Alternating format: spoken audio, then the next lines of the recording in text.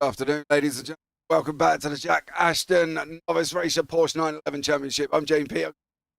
By Olaf Wapsenkamp here this afternoon for what will be an interesting race. There's developments here as well, which is quite exciting. We have got a change format. We've got a 10 minutes, 5 minute. Find out how that one goes. But let's have a chat with Olaf. Olaf, welcome in, bud. How are you?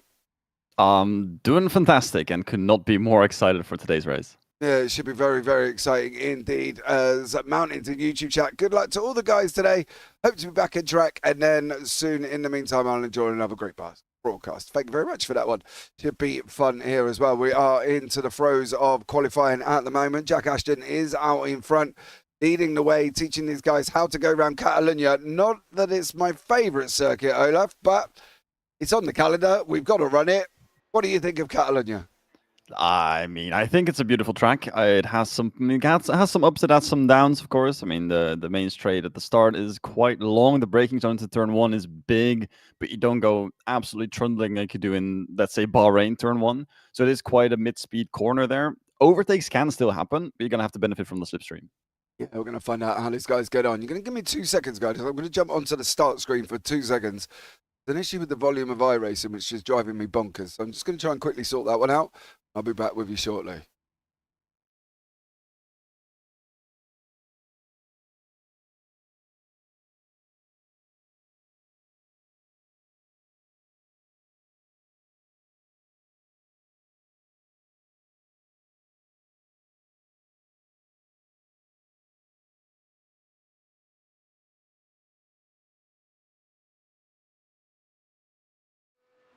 Right, hopefully that's resolved the issue and there is game sound for you all to hear, which would be absolutely amazing once again, of course. Nothing worse than listening, watching a broadcast with no game sound, because I'll just drive everybody bonkers. What do we think today's going to be? This change of format is going to be quite interesting, I think, as well. Yeah, we have a 10-minute sprint race and then followed by a 45-minute feature race. And the most important thing, you didn't even mention that, is that there's no reverse grid like there is usually. Usually you have a 20-minute race and a 20-minute race reverse grid. But here it's just a 10-minute race and then it's just the same grid as before. So it's going to be very interesting to see how the pros and the AMs and the pro-AMs are gonna suit up for this one. Because usually the pros are way up at the front and then for the second race they get to start way at the back. And that makes for some interesting fights. Now they're going to be at the front, and then they're going to stay at the front for the second race. That's going to have some implications to maybe the battles for the longer race, but we'll have to see. Yeah, we'll have to see how this one pans out. I think it's going to be interesting. Is that, though, do you think, without the reverse grid, going to be the same people that won race number one? Well, I mean, last time out at Sonoma, we had Calver win the first race and then get second in the second race with the reverse grid. So I think the reverse grid sometimes works out very well for surprise winners. Sometimes it just gives you the exact same podium as before. So, I mean, anything can happen. It's a 45-minute race. It's long anyway. We might see some groups start to form way at the front with the pros, way at the back with the AMs. Anything can happen, really. Yeah, absolutely. Well, it's going to be an interesting one. We're going to look forward to seeing how these guys get on and whether or not this is going to go really well or it's going to go really wrong. I'm hoping it goes really well, and then that way we can have some great racing. But let's see how these guys get on. We are at the end of the qualifying session. We'll be able to bring you up the grid. Coming up now, Jack Ashton leads the way with Calvin Leideckers in second, Alistair Kirk in third. Then we've got Michael Hall in fourth, then Andy Pratt in fifth, Matty Warner sixth, Tommy Patero in seventh, Casey Jones in eighth. Then we've got Carl Hardy in ninth place. And I've decided that it wants to eliminate Roman there. That's a bit of a weird situation to be in. Then behind that, we've got Nick Green and Luke Edwards, and Thomas Weston and Philip Grissin, Jan Janchik and Stuart Brereton. Then Jan Burr in behind that one, and then it's eliminated somebody else as well. I feel the timing software might be having a proper moment here. Just give me 2 seconds and we'll give it a little bit of a kick. Then we've got Carson Collier, Eric Orchard, Stuart Brereton and Jan Burt, Parker Enquist, Timmy Wybrow and Jeremy Hall round out the 24. Then Jerome Wolf in behind that one. That was a very bizarre grid because we missed George Metacost in there, Matty Warner, Josh Taylor, Tommy Patero. Well, there we go, ladies and gentlemen, the joys of technology. So hopefully we won't continue have these issues while we're running, and everything should be fine. I think you had the grid sorted per class, which caused for the issues in the gaps there, because I saw every class be there separately. Also, you've been working on your pronunciation. Your pronunciation of Leidekkers was really, really good. So, congrats! You're starting to learn. Yeah, but have you noticed I didn't name Roman's last name? Right. Kopistrinsky still is a very different yeah, one. Yeah, Kopistrinsky. There you go. Right, ladies and gentlemen, we are coming around now as well, around the Europe car corner. Before we can get this up and running, I'm so glad they got rid of that Yankee chicane out of this layout, because I do not like that last chicane. It is awful. But here we go, ladies and gentlemen. It's going to be round the final corner. Then it's going to be up and running. Jack Ashton's going to lead the way. Calvin Leidecker's in second, and Alistair Kirk in third place. Is he going to go straight away? He has gone straight away. Round number 3 is green for this 10-minute sprint, and it's Jack Ashton leading the way. Calvin Leidecker's in second. Alistair Kirk, Michael Hall, Andy Pratt all tucked in. We're 3 wide in second place at the moment. Alistair Hall, sorry. No, where's he going? Alistair Kirk on the inside. He's going to get the job done, I think, through turn number 1 and 2. That was a very sort of tight start with second, third and fourth. That was 3 wide into turn 1. Wasn't sure if they were going to come out of it, but here we have Kirk actually on the inside. Pushing with Leidekkers. They're still side by side as they're heading on to turn 4, and this might be the one that settles it all. Leidecker's held on very nicely in the middle of that, and Kirk's just gone through.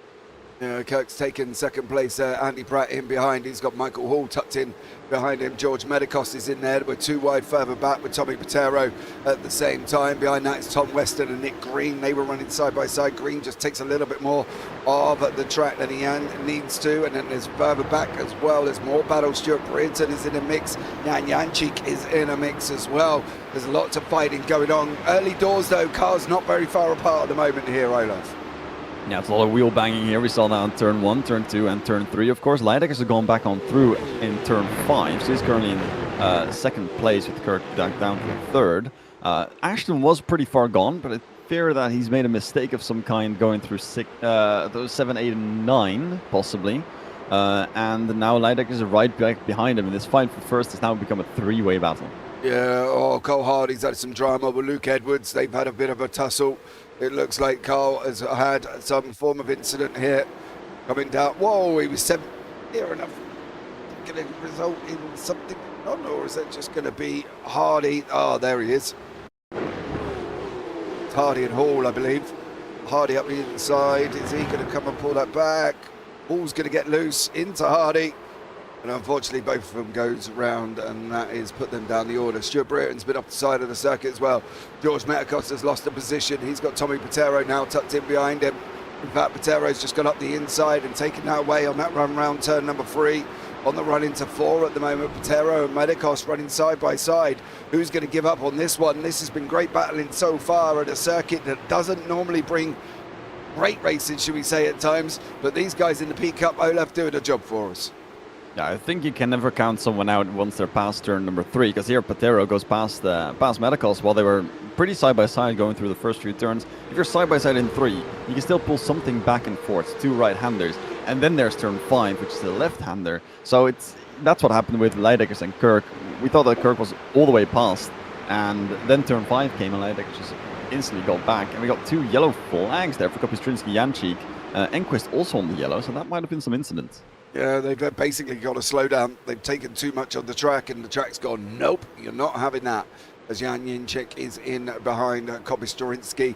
Here it goes up the inside. Kopistrinsky's got to try and get off that slow. Janchik's got to get off the slowdown before he gets a penalty. He does manage to get it off there. Great battling all the way through the field. We've got Parker Enquist is mixing it up with Timmy White, with Eric Orchin and Timothy Wybrow. This is for 4th and 5th in the AMS. They're fighting out further down. Carson Collier is in second.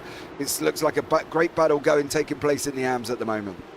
Yes, it was very well driven from Janchik. He had the slowdown, got the pass done, basically blocked on the apex and got his slowdown off there. And then behind him, Kopistrinsky couldn't do anything. Grissing was there as well, just stuck behind him in the sort of train, so he could easily lift off a little bit of the throttle and get that slowdown over. Yeah, they're going to start going 3 wide here. Is this going to work out? Jerome Wolf's on the middle. Oh, is that Edwards? It is Edwards, almost sending it 3 wide. down into the right-hander of turn number 1. Edwards is coming back through the field after his earlier drama, of course. Let's not forget that. So he's going to be wanting to make moves through these AMs as much as possible. But there is sort of pockets developing. Metakos has got Taylor, Green, Thomas Weston. This is for 1, 2, 3 and 4 in the Pro-Ams at the moment.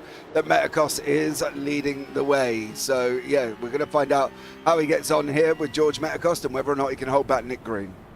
And this is what I was talking about, that we're going to see groups of the pros and the AMs and the Pro-Ams start to form. You see Ashton all the way down to Patero. Everyone's almost within a second, and it's 2 seconds down to Medicals for the first driver in the Pro-Ams. And this is even in the first race. We've had 5 minutes done. 3 laps is what we're on now. And the pockets are already forming, so I can't wait to see how that's going to form up in the 45-minute feature race. But Medicals currently has got a job to do if he wants any more positions on the pros. But he does have a very, very strong defense to show off here against Green, Taylor, Weston, Jones behind coming through, and then Yenchi. Yeah, these guys messing it up. Noxie in YouTube chat being a little bit naughty there for Kaysen Collier. I'm sorry, Kaysen. I will get it right eventually. But there we go for Ian Knox in YouTube chat. Kaysen Collier. Matty Warner is there. He's got Tommy Patero tucked in. Patero's going to pull out, make the move into turn number 1. He's going to get the job done over Matt Warner, and that is Warner demoted down to 7th in class at this moment in time. Jack Ashton, Lideck is not too far back here as well. Did have the gap down to about 4 to 3 tenths at the moment, but unfortunately it looks like he's just gone back out to 6. Yeah, this is a section of the track where basically if you get an overtake done in turn 1 or 2, we saw that with Patero, he got pretty far ahead, pretty deep in after turn 1, but Warner was quite close to getting back into him towards turn 3. Gap now half a second. Kirk has fallen off a little bit, so now it is just a 1-2 for the battle here. And I think, is this not the same battle that we saw the first week out at Hockenheim? Yes.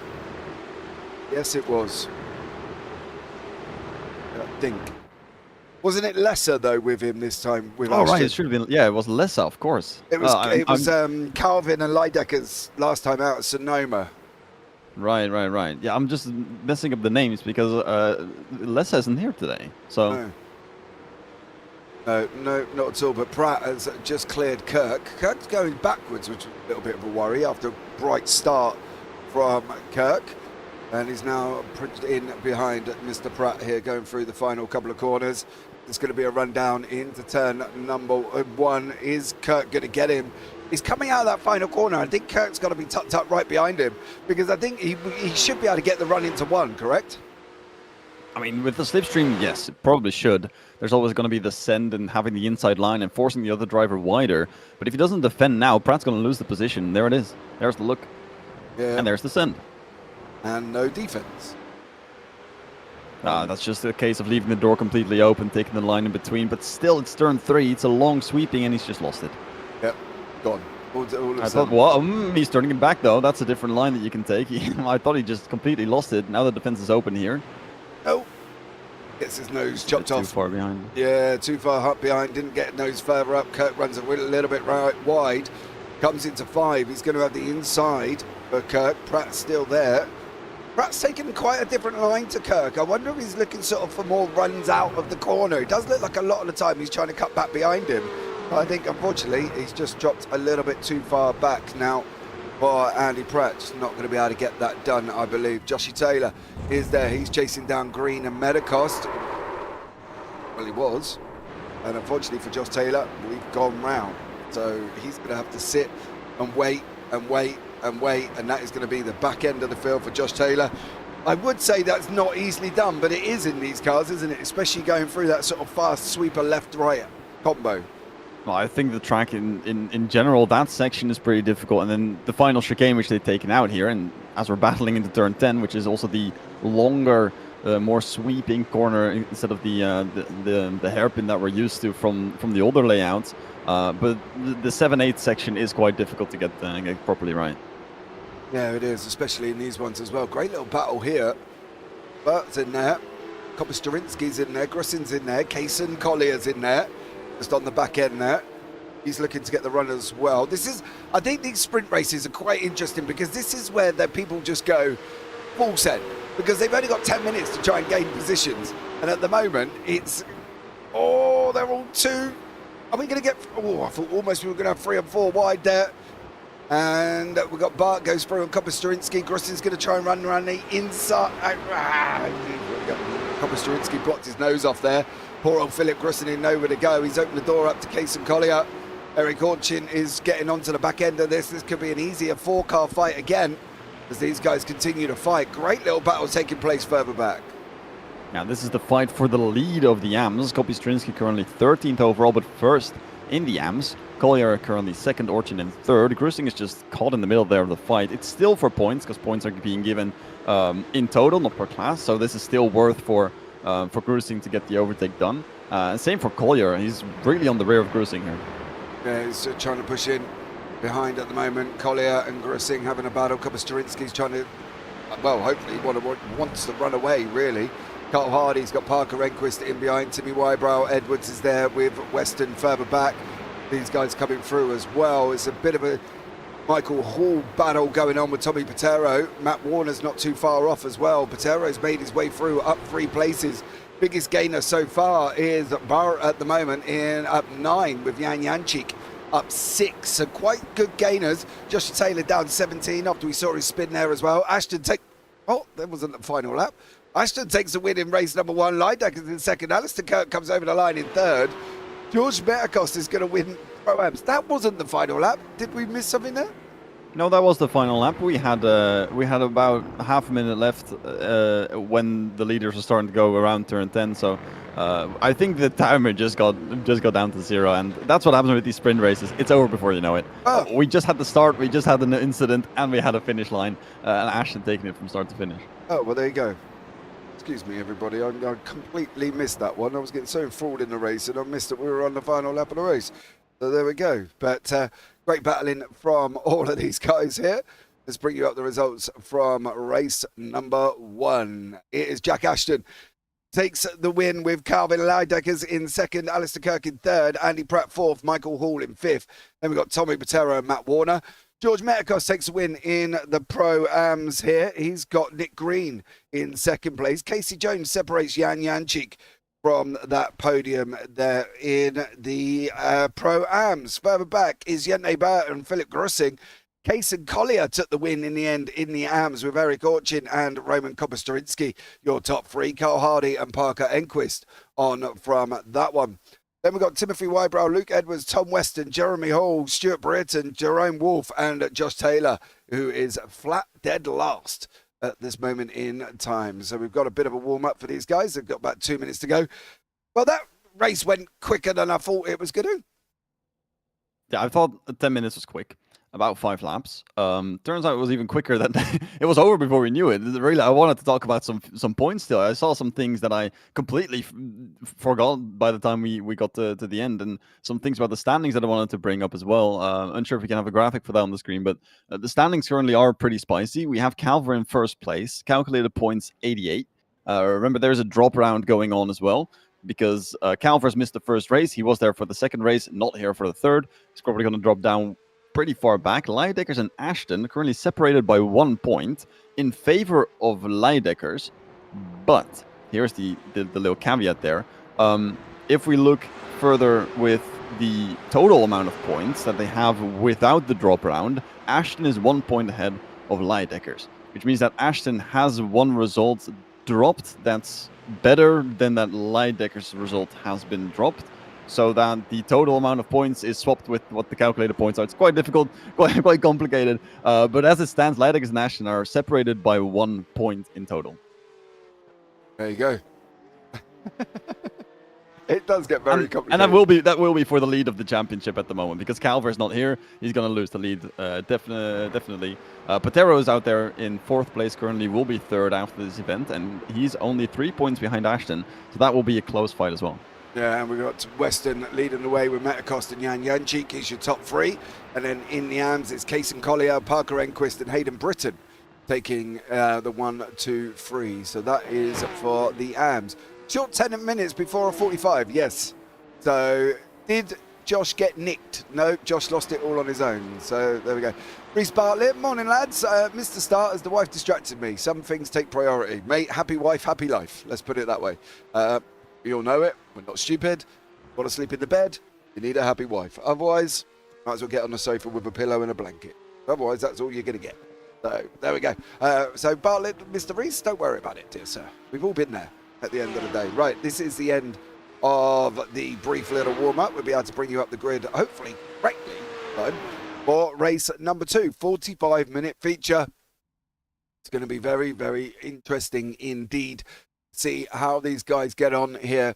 I think this 45 minutes is either going to push people further back or people are going to get excited and it could all go wrong. Let's find out here. Jack Ashton leads the way with Calvin Lydeckers in second, Alistair Kirk in third, Andy Pratt in fourth, then Michael Hall, Tommy Patero, Matty Warner, George Metacost in eighth, leads the Pro-Ams, and Nick Green, Casey Jones, Jan Janchik and Jan Burt round out the top 12. Moving on, Philip Grussing, Kaysen Collier in 13th and 14th, then Eric Orchard, Roman Kopper-Sturinsky, Carl Hardy, Parker Enquist, Timmy Wybrow and Luke Edwards round out the top 20. Then Tom Weston, Jeremy Hall, Stuart Britton, Jerome Wolfe rounds out the 24. And then Josh Taylor will be at the back end there for race number 2 due to obviously spinning out that we did see. What do we think is going to happen here, Olaf? This is surely gives people time to start moving through, right? It's not going to be as manic as the sprint race. I mean, the start's going to be manic. I think the start's going to be around similar to what we saw, the 3 wide going into turn 1. After that, it could be anyone's guess. It could be anyone's take. And we saw the pro group start to separate a little bit from Medicals in 8th. And there's a point being made in chat that they're saying that George should be a pro as he's destroying the pro-ams. He's currently 7th. Thomas Weston is still ahead of him by 2 points. And they're both destroying the pro-ams as it stands in the overall standings. But the thing is that what we saw in that first 10-minute race was the gap between the top 8 and Medicals, the top 7 and Medicals in 8th was just way too big. It was about 2 seconds, and that's just purely pace from the looks of it, because there weren't really too many incidents to pull that group specifically ahead of where Medicals was. And I believe that we're going to see that split be amplified here because, of course, we have a 4.5 times the amount of length, amount of racing that we had in the first little sprint race. So I think we're going to see those groups start to form, the pros start to pull up, Hardy's going to start to pull up, and I do think that Jones is going to get through, and the AMs are also going to be shuffling down towards the back. Well, let's see how this one goes. Don't think you're going to be too far wrong, though. Jack's holding him to the line this time. He's really pulling him in. There's the line. He's got to go. He does go. He's trying to get Lydeckers under pressure, and he did exactly that. Alistair Kirk and Lydeckers are going to be side by side down into turn 1. He brought that line up. Jack Ashton, you sneaky rascal. He brought that line up. He knew that Lydeckers would be put under pressure. Kirk didn't manage to get through. Is he going to sweep through underneath him? Lydeckers runs a little bit wide into turn 2. It's side by side. Alistair Kirk, Calvin Lydeckers round turn number 3. Now it's into 4. Lydeckers sliding. Oh, he held it. Kirk goes through. Andy Pratt's now crawling all over him. He's lost another position. And I've got to be honest, Jack Ashton, you sneaky rascal, put Lydeckers under pressure, and he brought his line right alongside him at the start. That was one of the starts of all time. Absolutely crazy technique from Ashton to wait until the line, get everything through as his contact. Oh, I was just about to compliment Pratt for the way he got the position a little bit early on, but that's more slight. That was a big old dose of internet.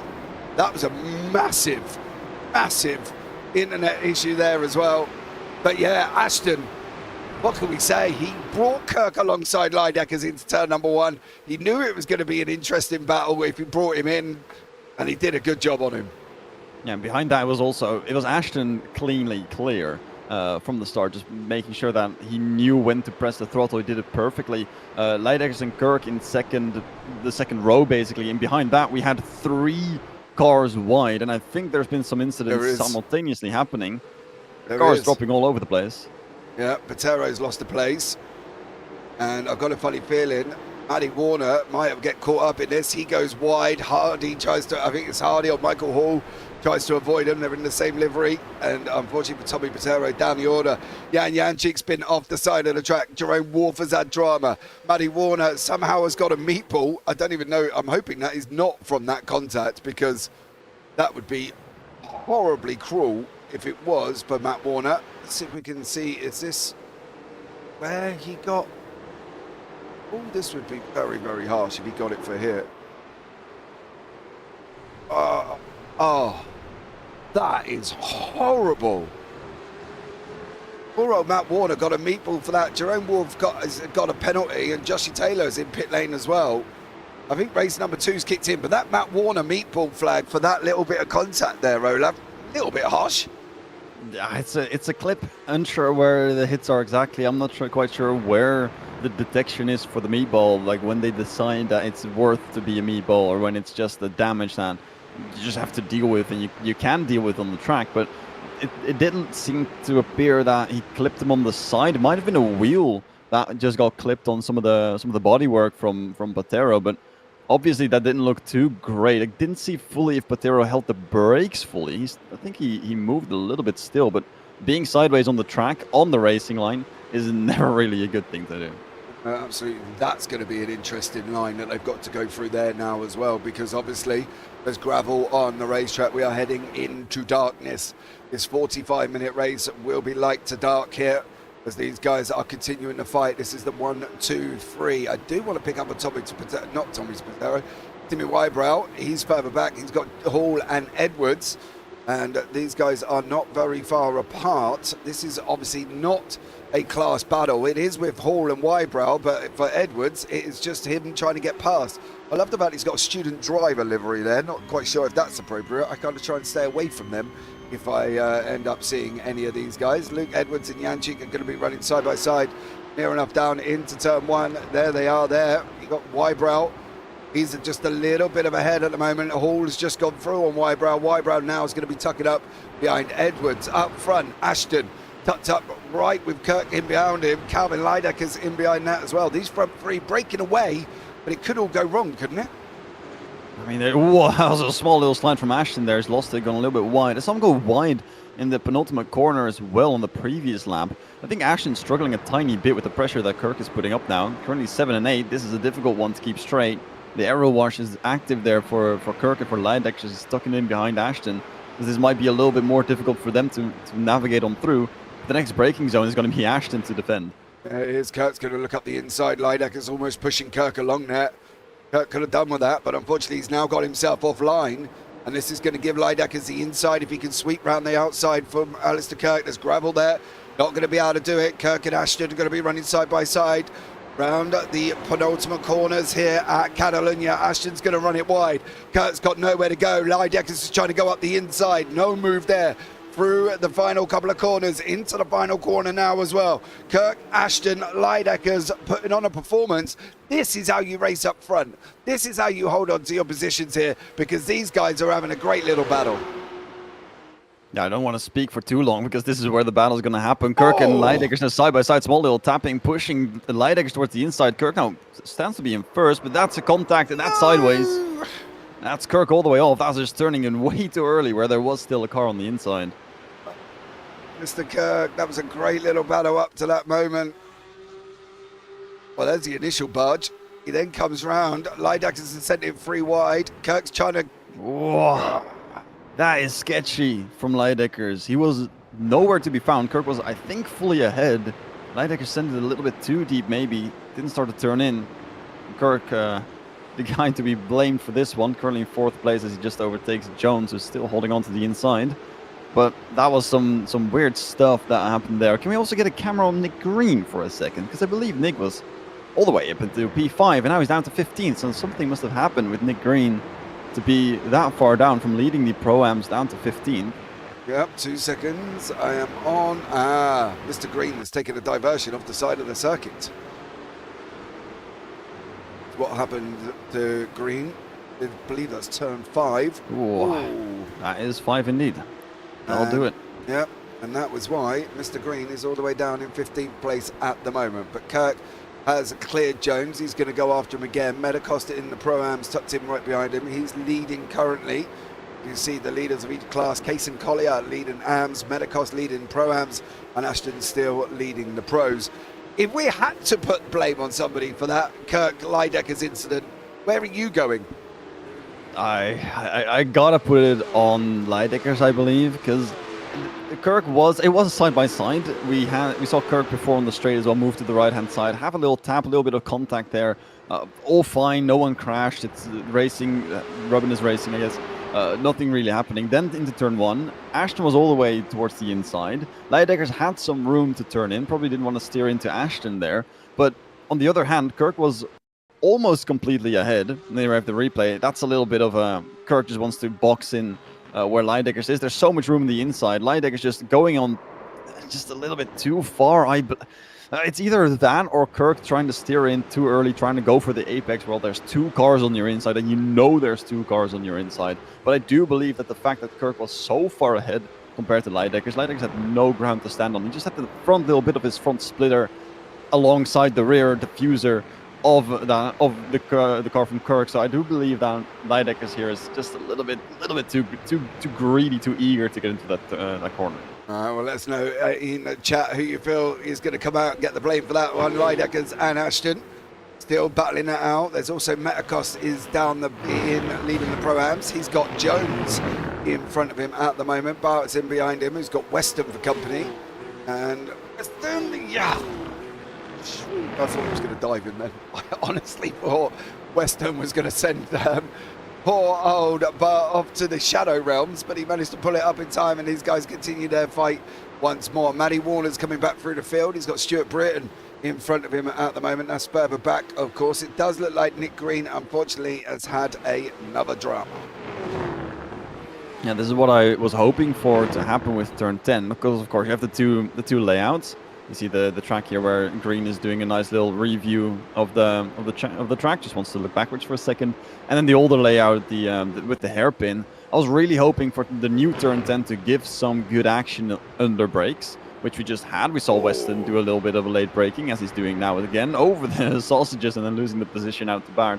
But turn 10, I really thought that they were going to have a little bit more mid-speed, taking a little more speed through it, and then just having the fighting be a little bit side by side, but not on the braking. But I am glad to see that there is a lot of braking going on there. There's definitely fighting happening up front as well. Leideckers and Ashton. This is a battle that's going to carry on, I think, throughout this race. Over the curbs they go. Now coming into the right-hander. Is this going to be able to get Leideckers? Leideckers putting Ashton under pressure. If he gets past him, though, is he going to be able to move away from Ashton, do we think? No, I don't think so. I think Ashton's just quite good here. He has shown the pace in the first race, but Leideckers is very similarly paced at the moment. Kirk too, but he's currently fourth, stuck behind Andy Pratt, who has been put on a very good performance, I must say. Pratt currently 13th overall and then almost last in the pro standings. Has just had a very good showing last time out in Sonoma in the second race. But then today also, first race, just being in that top 5 and still hanging on there. Just that his pace is just not there, and Kirk has to get past to be able to catch these guys. But I do believe that these two will just keep fighting. No matter who's in first or second, I think they'll just keep fighting until the end of the race. And Kirk's just gone past Pratt here before the first turn, and he's going to be starting to catch up as these two are losing time and time over the battles. Yeah, they will have to pit for fuel in this race. So we're going to find out how they get on.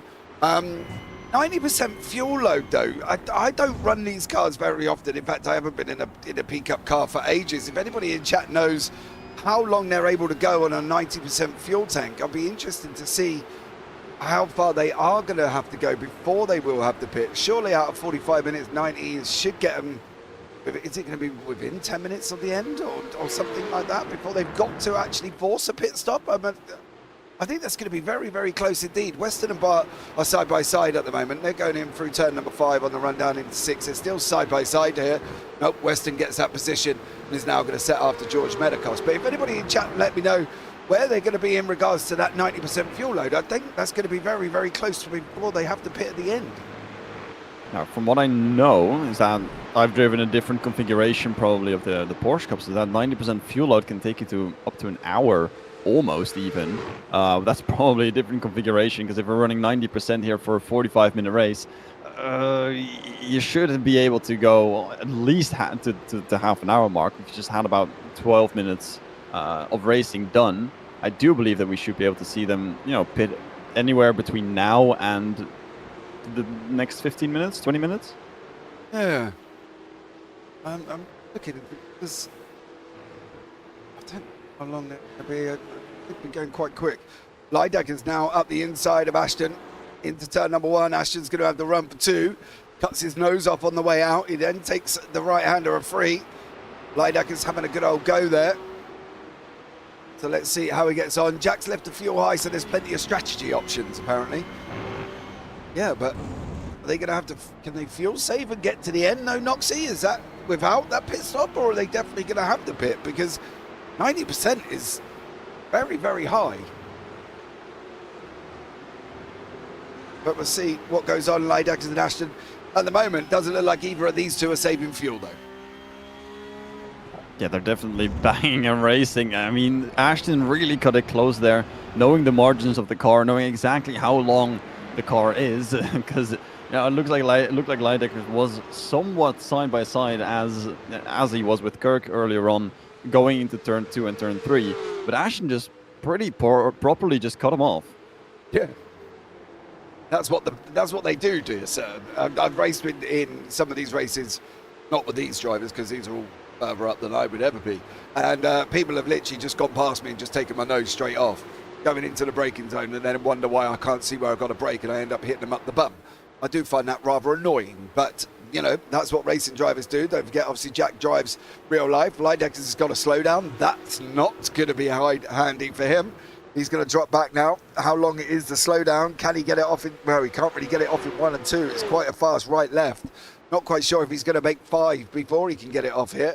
But unfortunately for Lydeckers, the slowdown is not good at this part of the race. I'm just trying to look to see if there's a way that I can calculate the fuel consumption to see if there's anything going on with the fuel, but I'm finding manuals. I'm going to be reading here for a moment, James. Give me 2 minutes, and hopefully I'll have an answer for the fuel there. Yeah, you carry on. I do, as I say, I think it's going to be very, very close to see whether or not they're going to have to. Noxie seems to think they will definitely have to pit. I think it's, they might need to save. Somebody's just dived in pit lane. I believe that might have been Stuart Brereton. He has dived in pit lane. And Janchik there. Tommy Patero battling his way through. He's sitting in 18th, 9th in class at the moment. He's got Matt Warner in front of him, who he is trying to chase down. Roman Koposturinsky is there. He's chasing down Parker Enquist. This is for the final podium in the AMS at the moment. As Enquist goes on the defense into turn number 5, runs a little bit wide. Is Koposturinsky? Yes, that has unfortunately happened. And Parker Enquist and Roman Koposturinsky come to blows. And that could be due to the fact that there might be movement from Enquist. Watch him go into turn number 5. Koposturinsky's going to try and cut the back underneath him. Oh, actually, you just run straight into him, to be blatantly honest. That's more of a punt to pass than an overtake there for Koposturinsky.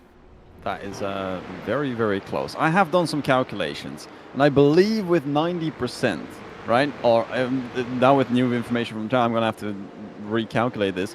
They're using around 2.7 per lap, right? 45 minutes, about 1 minute 43 is what they're doing at the moment out in front. We have about 27 laps, which means that you should have around 75 liters of fuel. If the fuel capacity is 100 liters, then they should have enough fuel to last all the way until the end, regardless of the 90% or not. So I'm thinking, not sure. I have no clue what's going on. Okay, so they're using 2.7 litres per lap at pace. Russing, you need to get rid of that slowdown, otherwise you are going to get a penalty. Enquist is in pit lane, which I believe the right thing to do after just getting ceremoniously punted to pass there by Koposturinsky. If I was them, I would be looking at... this is going to be very close. I think within the last 10 minutes, I think that's when they're going to necessarily have to pit, but I don't know. Yeah, that's what I was gambling on as well, as we were approaching the 30-minute mark, either between the 30 minutes and the 15 minutes mark. I think that's where we're going to see some people go in. So essentially, pit window open. Anyone can just go in, get their stuff done now, get some new fuel in, and then run to the end. And then towards the end of the race, the next 15 minutes, we should see some more drivers go in and get that strategy option. Because I do believe that strategy is a pretty big part of the racing. If you go in a little bit earlier, you should be able to balance out the fuel loads and the pace and get some tires maybe as well. And especially with traffic, Ashton's now clear from Leideckers. He's done saving. He's found the throttle and he's just gone 2 seconds quicker over the past 2-3 laps. Yeah. And I do believe that Ashton might just be pulling this interval to make sure that Leideckers can't just undercut him, go into the pits, get the strategy run down, and then absolutely send it. Yeah, Patero and Warner running side by side. Warner's on the inside, Patero's on the outside. There's information in YouTube chat. The fuel save to the end costs you 3 seconds a lap. The tank is 110 litres, 90% is 99 litres of fuel. So let's see how these guys get on. As Patero is still tucked up at the moment behind Warner. It's going to be a run down into turn number 1 for these guys. Patero should have that inside line. Bart's got to slow down at the moment. Is Patero going to go for that inside line? Well, look, dude, the door is literally wide open. He is not putting up any defense whatsoever. You might as well go. Patero has gone. Warner's going to try and drag him around the outside if he can. He's still going to be there. He's still going to be there. And Patero does get the job done. But Warner did leave the door open. So let's see how this one goes. And Patero now going to try and look at escaping if he can. He's got Carl Hardy 6.7 seconds up the road. Matty Warner is not leaving Patero alone. These two having a nice little strap, even down in 16th and 17th place. Yeah, so if 90% is 99 liters, there are about 100 liters there. 2.7 liters per lap. They can go on way past the end of the race. They can go for an hour, I believe. That's what I was thinking about first as well. Like a full tank should be going around an hour. So I'm not quite sure what that all means. But Jones now has a slowdown, which is going to bring medicals closer. And I do kind of have to retract some of my earlier statements that I thought that the pros and the AMs and the pro-AMs were going to be split from each other a bit more, but the pace has just been quite close. Medicals here in 6th place, got Weston right behind him in 7th. Medicals is currently 3 seconds back from Jones, who's 6 seconds back from Pratt, and Jones and Pratt are in the same class. Medicals is behind. Hall is behind Weston by about 3 seconds. Part of the pros is just in the middle of a pro-am pack. And then there's Collier in 10th, who is ahead of quite a few pros and pro-ams, just leading the AM. So it's very split. Yes, there have been some incidents, but I do believe most of this is just on pace, and the scraps are going on everywhere. Yeah, this is the thing. I think when you've got a series like this, everybody is so close together. You know what I mean? Case and Collier has got 1.9 iRating. Okay, I do take iRating with a very big pinch of salt because, especially in league racing, it kind of doesn't really mean a lot. It just puts you in the upper class. And then you've got the likes of Jente Burt, who's 2.1. So you're talking barely 200 difference between iRating, which can be literally 2 wins in a race. I believe they get 80 odd or whatever it is. I don't really know. I haven't driven for a while. But I think with this series being so close, you're always going to get this mix-up. You're never going to have somebody who you feel is in the correct class because they're all over the place. Who would have thought that, Matt Warner, Carl Hardy, Tommy Patero would be behind Case and Collier, Eric Orchard and Roman Koposturinsky? Nobody. Yes, as you said, there's been some dramas, and yes, the guys have been into the pits, but come the end, I don't think that's going to change much compared to what it was at the beginning. We have some new information, and that information is that the starting fuel is 55 liters, which means that they can only run for about 34 minutes, as Chat has so nicely calculated for us. Thank you so much. They can go for 34 minutes, which means that in about 14 minutes, everyone should have gone back into the pits or stopped to the side of the track for a lack of fuel. So we're going to have some racing going on now, maybe some strategy going in earlier now for the next 10 minutes, but within the next 10 minutes it should be going. Yeah, see, I don't see that information. Even in the debrief in the announcements channel, it says it will be using the high downforce sprint setup, but with a 90% fuel load using the Barcelona historic layout. It doesn't tell us, unfortunately, what the... Oh, no, underneath. Fuel note, stay the same. Fuel will stay the same at 55 litres from the high downforce setup, as it isn't enough to get to the finish, forcing a pit stop. So there we go. That was underneath. So right. There we go. In theory, both have just forgot to read one of the announcement messages. That was an announcement after the initial announcement. We both missed it. That's all right. That gives us some things to talk about, regardless of what is going on. But 55 litres at the start. doesn't go towards the end, within the next 10 minutes, people are just going to start dropping into the pits. And we're going to see some strategies going on. Because Medicals and Weston, this is for the lead of the Pro-Ams. They're tucked in behind each other. Medicals wants to get this position. Of course, he's currently very far up into the Pro standings as well. He's currently 7th overall. Weston is 5th overall. So these two are fighting. It's 2 points different. 77 for Weston, 75 for Medicals. They are currently fighting for position in class and for positions overall, as Patero is right behind, right in front of Weston. Johansson is in 6th, not present here today. Calver is currently with 88 points in 1st place. He's going to drop that back because he's just not present. So Weston and Medicals are fighting here for a lot of the positions in the overall season standings. Yeah, Grussing just cleared Kopostrinsky and unfortunately then ran deep into turn number 10. And that allowed Kopostrinsky to go back through. So there we go. So, unfortunately for Grussing, he's going to have to go again. Leading pit runner is Tommy Patero. He is the first of the people who have pitted, and he was in the pit lane for 33.17 seconds, pit stop of 8.6, and he's sitting down in 15th. Now my fear is he going to be too far back from people to be able to make a real inroad? I've got him possibly in and around 6th and 7th if he goes into the pits. If everybody goes into the pits in front of him, he might be able to get up that high, but yeah, I don't know if that was a good move from Tommy Patero. Well, it might have been a forced one. Remember when he got the spin down and he got clipped by, I believe that was Taylor, possibly? Or it was Hardy.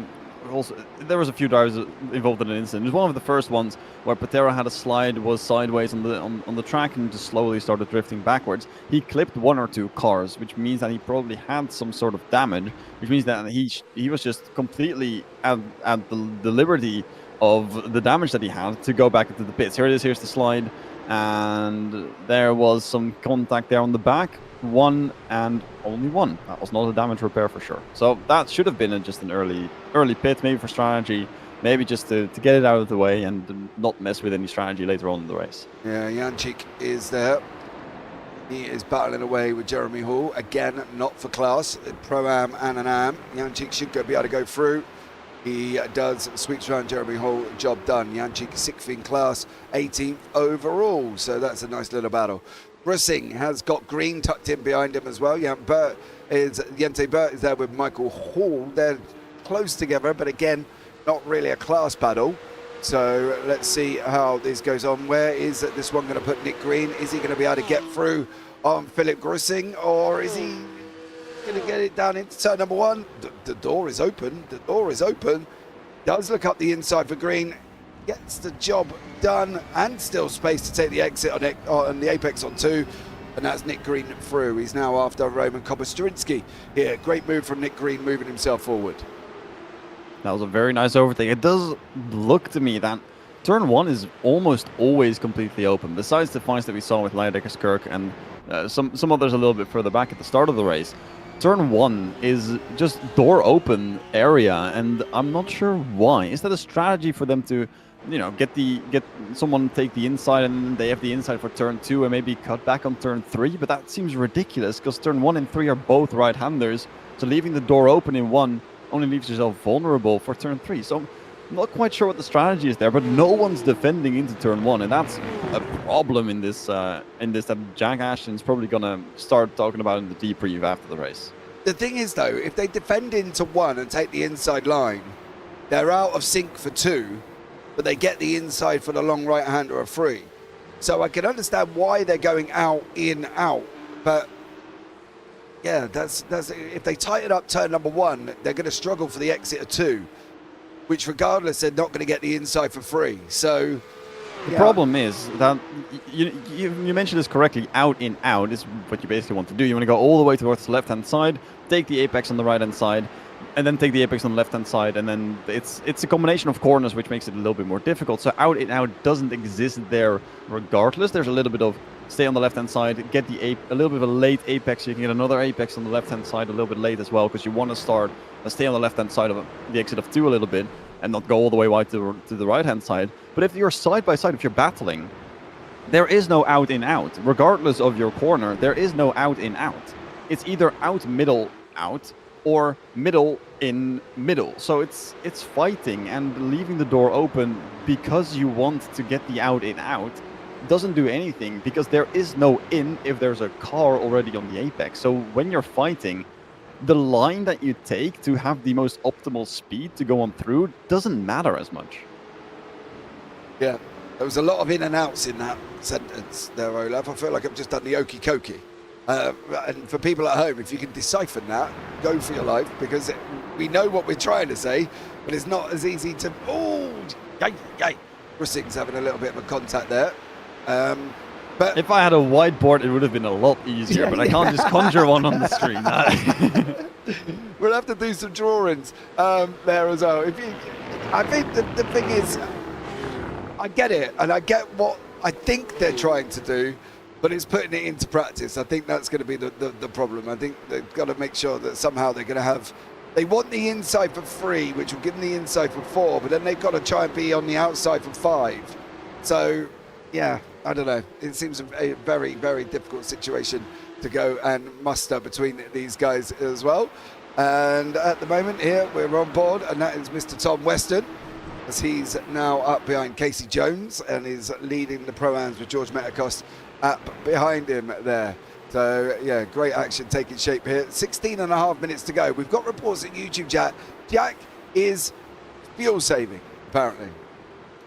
Said in a little bit more bigger words, but yes, he is fuel saving. His light deck is getting closer. The gap is hovering around a second now. It was about 8/10 at best, a second or two at worst, but Ashton is keeping him on a leash, I think, and fuel saving a little bit through. Is that going to be fuel saving towards the end, do you think? Because I don't think it will be. If Ashton goes into an announcement and says, hey all, we're driving 55 liters, that way you can't go to the end, and we're forcing a pit stop, giving you guys some strategy options, ha ha ha, and then he's just going to fuel save and go to the end. I don't think Ashton's the kind of guy to do that, as there's contact intent.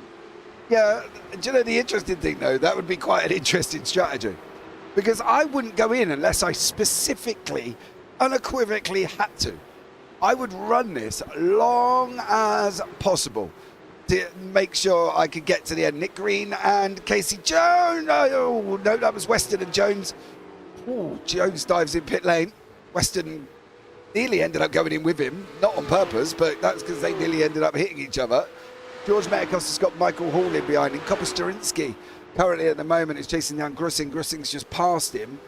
So Copper Sterinsky there is going to have to. Jeremy Hall has just registered that he's had some drama. What's he done here? Turn 5. Back end coming round, what do you reckon? Here we go. I mean, it's got to be right. Yep, there it is. Classic. Classic. Yeah, we've seen this plenty of times in the other tracks as well. Sonoma 2 weeks back was especially fun with turn 2. Just the start of the track first section, just uphill, blind corner, off the apex, and you're just around. And I think this turn is a little bit more difficult to make it around, because from 4 to 5 it's a little bit downhill, and then it starts getting more flat, which means that the track basically moves into the car a little bit, or the car moves into the track. It gets a little bit flatter. It's like you're going up the hill, which pushes the car into the track, gives you a little bit more grip. But then again, it's also the front that get a lot of grip and the rears that lose a little bit of grip as you're braking in, which means that the rear can't just shift around and come around. Absolutely. I do fully agree. And it's easily done. I've done it quite a few times. There we go. Metacost now is closing in on Western. Michael Hall is in behind him. Hall 5th in class at the moment. Metacost and Western battling for the lead of the Pro-Ams. So we'll keep an eye and see how these guys get on, and whether or not this is going to be a fight that's going to go right to the end. Grussing is down with Jones, but this is the class battle I want to keep an eye on. However, Michael Hall is going to get the run on Metacost down into turn number 1. Metacost again, door open, no real defense. Hall goes through and should get the job done into turn number 1. Does, cuts him off, and Hall goes through. Warner has just cleared Jones, and he's made his way up to 7th in class, 14th overall, and is now Metacost with Michael Hall, hoping that Michael Hall might be able to pull him forward into Western. Yeah, Medicals got a lot of glaze from the chat earlier on after the first race, but now he's just been dropping back. Hall being one of the pros, showing him how it's done. But Weston in 5th is still ahead. They were fighting Weston and Medicals. They were about 5-6 laps ago, maybe. Medicals has fallen behind a tiny bit. If he's lucky, he can follow Hall through, get a little bit of a slipstream, pick up some notes as to how Hall is doing all these corners. And you see that's the amount of track that Hall's taking that Medicals isn't. Maybe Medicals playing it safe a little bit and knowing that he can't get the overtake done. And the strategy is just to follow him through and maybe get something done on Weston as we're approaching the final pits. We see some more cars going into the pits, not a whole bunch of them, but there's a few cars going more into the pits as we're approaching the final 10 minutes of this race. Yeah, absolutely. Let's keep an eye out and see where this is going to go on this fuel. Who's going to go where? Tommy Patero is chasing down Philip Grussing. See a different line from Grussing and Patero in through 6 and 7. Now through turn 8 on the run down into 9 and 10. And it should be Patero on that inside line. Grussing, I don't think is going to really fight too much. I would have thought this isn't for class, but it is for overall. And sometimes pick your battles. Patero got the job done, went in deep. Grussing's going to come back, as he's rightfully allowed to do. And now Patero's going to have to go again. He does, dives up the inside, makes Grussing leave him room. Grussing sweeping around the outside again. Unfortunately, he's going to be on the outside for the next right-hander. Patero's going to have the inside. Grussing should get it slotted behind. There you go. Patero takes the line. Over the sausage scope goes Patero and gets the job done on Philip Grussing finally. But whether or not Grussing's going to come back on the run down into turn number 1, we've got 11 and a half minutes to go. And Michael Hall is in pit lane. He's just come out in front of, well, just about in front of Patero and Green. Oh no, he's behind Green. Michael Hall and Patero and Grussing. So Hall does get a position there, 5th in class overall for him, 11th on the race circuit. So pit cycle, I think though, if Michael Hall's just cleared Patero, I don't know if pitting early for Patero is going to do him any favours. I think there's a few things going on here. One is that Medicals can't follow Hall through now. It's now a clean fight for first place in the Pro-Ams. Patero and Grussing, we just saw that there's a major difference in how much track they use and the traction. Because when we saw the exit out of, what is that, turn 12 or 11, depending on how you count your corners, where Patero got the overtake done on Grussing, Patero had so much more traction while being on the inside. It might have been because he was on the racing line a little bit longer, about the grippier part of the track. But for some reason, he just had so much more acceleration while Grussing was on the outside and already had that speed to go. As the top 4 are currently into the pits, Medicals has been released. Weston has gone in. That means that Medicals now has to do the absolute best that he can to gain that lead and to get past. To make sure that he does get the time and Weston behind him. So Leidecker's now side by side, should be ahead cleanly. That's nicely. Ashton Leidecker's in. So that's going to be for the lead of the race. Still Ashton out in front. But the amount of track that Patero uses is just, we saw that in the final turn, before the final turn. Grussing just goes a little bit over the curbs, but Patero sent it all the way over the sausage and just uses a lot more of the track, which he did as well while getting the overtakes done. So I do believe that there's a distinct difference between the pros and the pro-ams, and that's where you can find it. Well, in pit lane, currently there is 2 people who have not gone on pit lane. George Medicos and also Philip Grussing have not gone into pit lane. Grussing sitting in 8th place at the moment. Medicos in 3rd overall.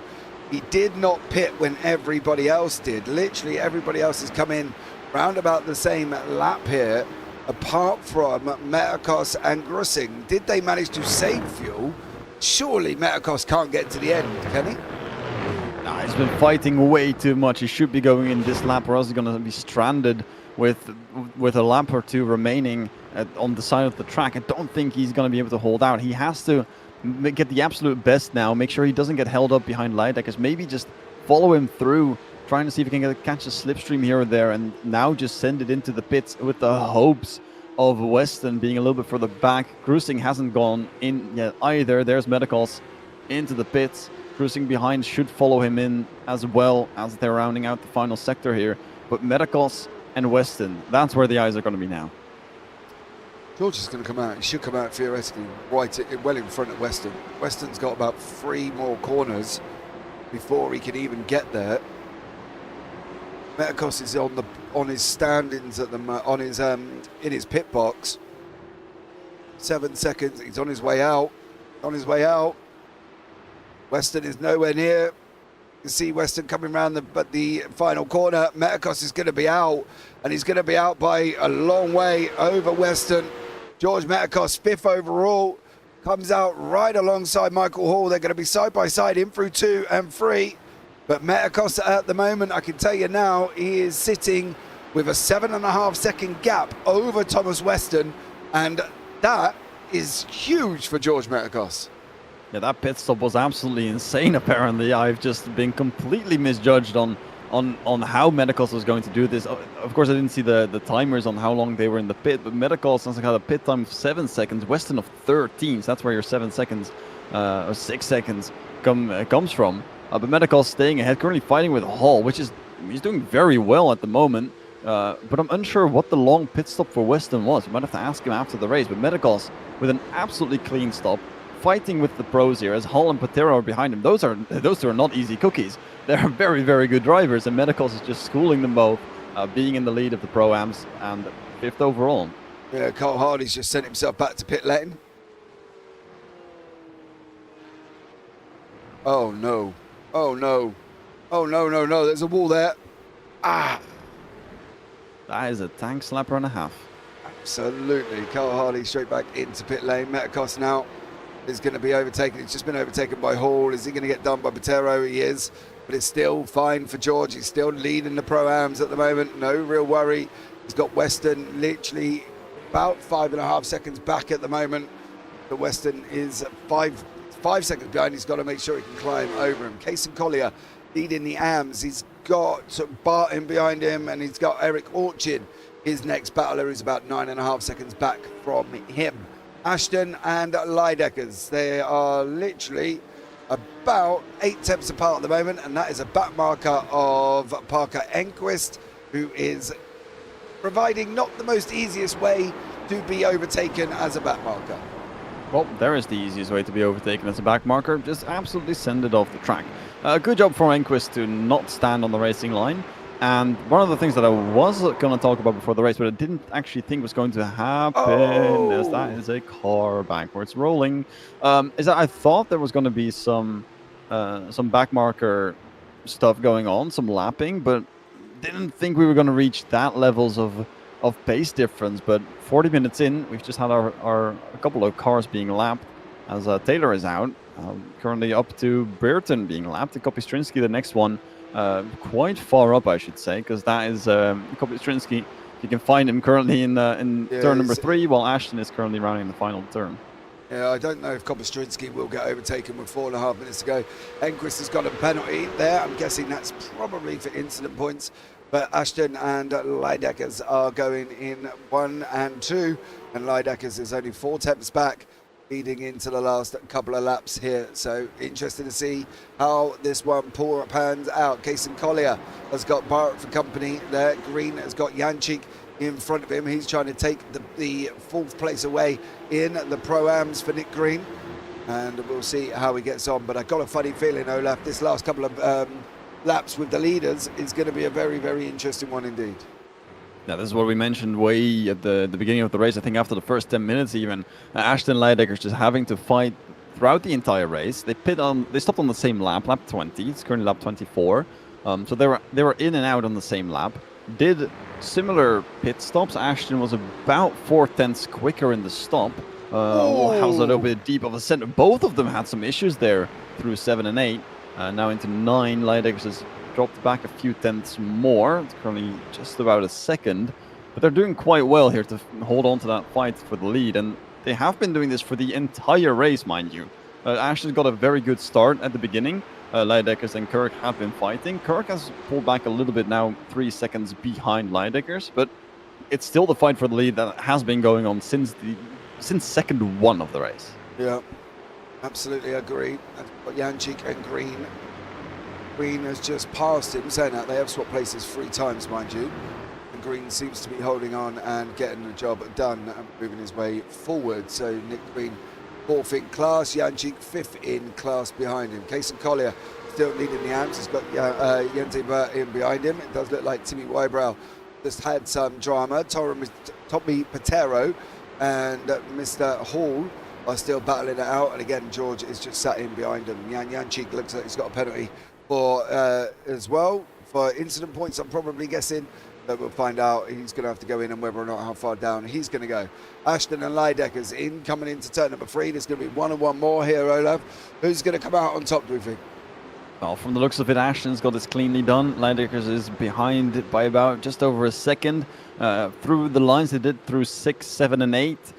It was a little bit of a juggle there to see if they could keep the car on the track properly. Lydeckers dropped back a little bit. If there's some incident here, they're going to have to do it now either or on the next lap. But I do believe that Ashton's going to stay ahead of this one, and Lydeckers is not much he can do unless Ashton makes a mistake and loses about half a second. Then he's back in the slipstream, back in the fight. But for now, it looks like Ashton's got this. Yeah, well, that's at the moment. See how this one goes on. There's no real inter-class battles or class battles that we don't really worry about. Eric Orchin is just lost. He's just been overtaken by Nick Green. Janchik jumped back to pit lane, but this is why Janchik jumped back to pit lane. That's the final 2 turns of the track. Seen this with Carl. Oh. And that's whoa, yikes! Did he just? That looked like he wanted to go into the pits with the speed of going through the final turn. And yeah, here it is. This is the penultimate corner. Takes a lot of curb. And it's just too hot into the pits. He had stopped already, so there's no reason for him to go back into the pits. Maybe he underfueled a little bit, but there's no reason really for him to go into the pits again at this stage of the race. I mean, it was only 1 lap more, maybe 2, depending on how far behind he was, but it wasn't too horrible to do, and he just tried to get into the pits, a little bit too hot, didn't brake hard enough, hit the wall, car done, meatball, pit, over. I think I'm going to message him because I've got a funny feeling he may have just got on where the track went. I did see that he has a black flag, that he tried to serve his black flag, the drive-through coming on in, but he does it 21 off tracks in total, but maybe, I don't know, he just had enough. That was too hot. I don't know. I messaged him, dropped him a message, said, did you forget where the track went? So we're going to find out, but this is going to be the final lap of the race. It does look like Ashton's going to wrap up the win here for race number 2. Lydeckers again is going to finish in 2nd place, and funny enough, Kirk didn't get 3rd, and it was the same leaderboard that we had in race number 1. But coming over the line now as well, here is Ashton, takes the win in race number 2. Great job from him. 2 wins out of 2 for Jack Ashton. Tommy Patero has not done yet. He's got Michael Hall, who he's trying to gain a position on at the moment. Medicos is going to take the win in the Pro-Ams again. Weston again in 2nd, well, not again in 2nd place. He didn't get 2nd place in race number 1. But Tommy Patero, is he going to be able to get Michael Hall? I don't think he's going to be able to for these next couple of corners. Here we go. I think Patero is going to be where he is. So great running from him. But George Medicos comes over the line, takes the win in the Pro-Ams. Great job from him. And then Weston's going to come over the line in 2nd. Kaysen Collier is going to take the win in the AMS. That's 2 out of 2 for him this afternoon. Eric Orchin's going to grab 2nd place here, but Kaysen comes over the line, winning the AMS. Great job. Jente Burt in there. Eric Orchin's going to grab 2nd. Great racing overall from some of these guys, and this was my fear about the oh, there's a car there. This is my fear about not having the reverse grid. It's practically the same podiums with some of the same people on. The pros is the AMS looks like it's going to be the same as well, with Copper Sturinsky grabbing 3rd in race number 1 and 3rd in race number 2. Do we think they needed the reverse grid for this? Unsure. I'm a little bit split on it. I think the fact that the race was 45 minutes kind of cancels out the reverse grid. As you know, if you have a reverse grid and you have a long race, then that reverse grid is slowly. I mean, it's going to come undone over time as the faster drivers from race 1 will be put towards the back, and they'll start to overtake more and more cars. The more time they have, the more cars they can overtake. So in a 20-minute race, it's absolutely perfect because that way Calvert just has a second run, and he couldn't get first because the 20-minute was a limit. And besides that, we haven't really seen that much last to first going on anyway. But having a 45 minutes is just going to increase those chances, meaning that the reverse grid is just going to cause a lot of chaos in the first 15 to 30 minutes. And then the final 15 minutes is just going to be the same running as if it was just a normal grid. Yeah, well, here is the race results from race number 2. Jack Ashton is your winner. Calvin Lydecker's in second. Alistair Kirk in third. Then Andy Pratt and Michael Hall with Tommy Botero. George Matakos taking the win in the Pro-Ams. He's got Matt Warner and Casey Jones separating himself from Thomas Weston. Kaysen Collier took the win in the AMs with Jente Bar in third in Pro-Ams. Eric Orchin second in the AMs. And Nick Green and Philip Russing 14th and 15th. Raymond Kopper-Storinsky in 16th rounds out the podium for the AMs. All podiums for Pro-Ams, AMs are in the top 16. Luke Edwards and Stuart Britton rounds out the 18th place. Then behind that is Jeremy Hall, Parker Enquist, Carl Hardy, Timmy Wybrow, Jan Janchik, Jerome Wolf, and Josh Taylor, who unfortunately went out a little bit earlier on. Let's have a chat with. Have a chat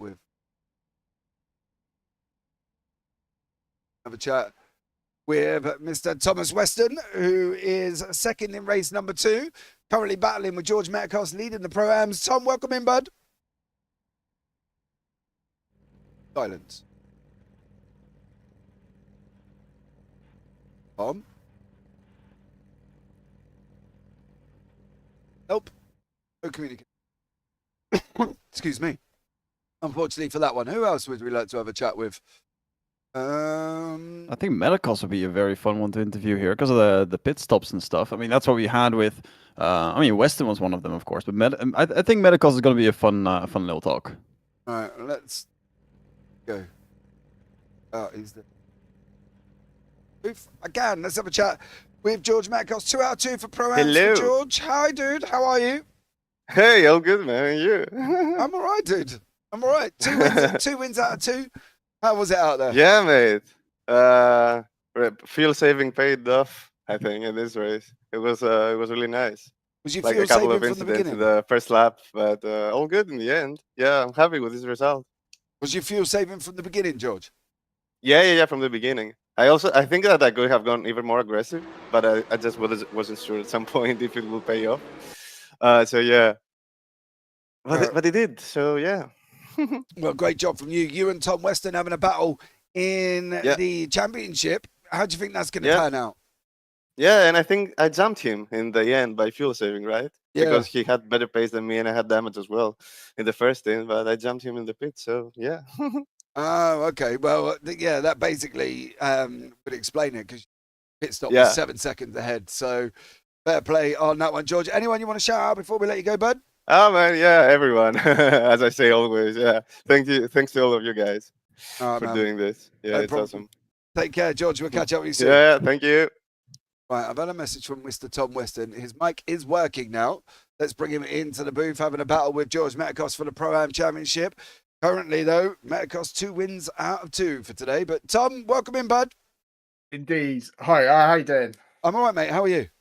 Yeah, good, thank you. It was a good race. So yeah, you're right. I'm chasing George, but he's got a bit of pace on me, I think, at the moment. I did get past him in that race, but yeah, bad pit stop. So yeah, what happened in the pits, dude? You were like miles behind him.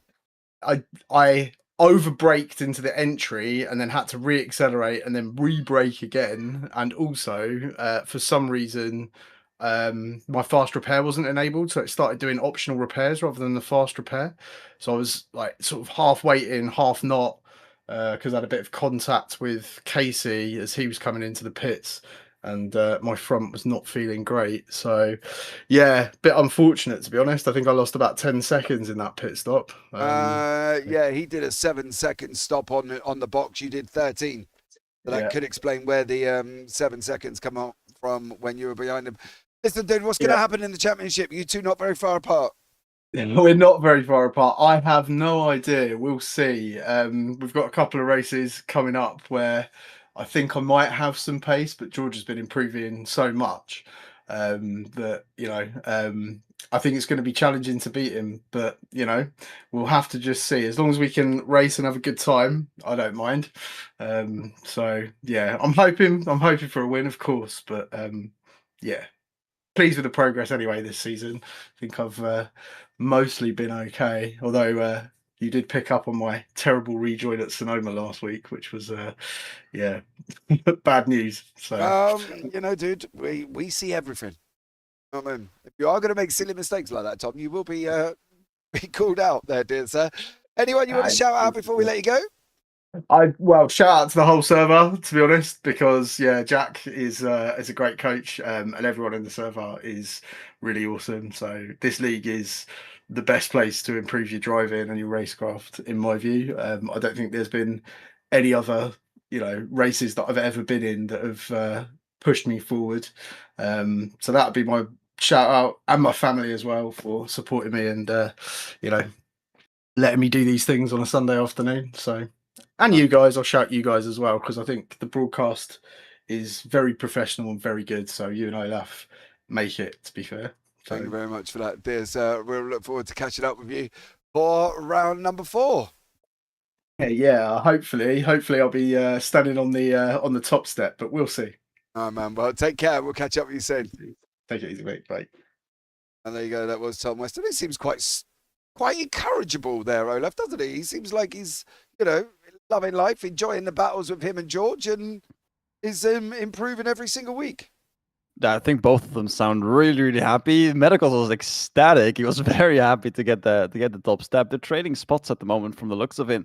I think there's 3 places in between them, if I'm not correct. Medicals in 7th and Weston in 10th, which means that Medicals currently is about 1 point ahead. And I think Weston is just enjoying the battle, enjoying the battle on track and also the battle off the track. Because with one silly little mistake happening in the pits in the final 5 minutes of anything, in final 10 minutes, I should say, is not representative of what's happened in the race.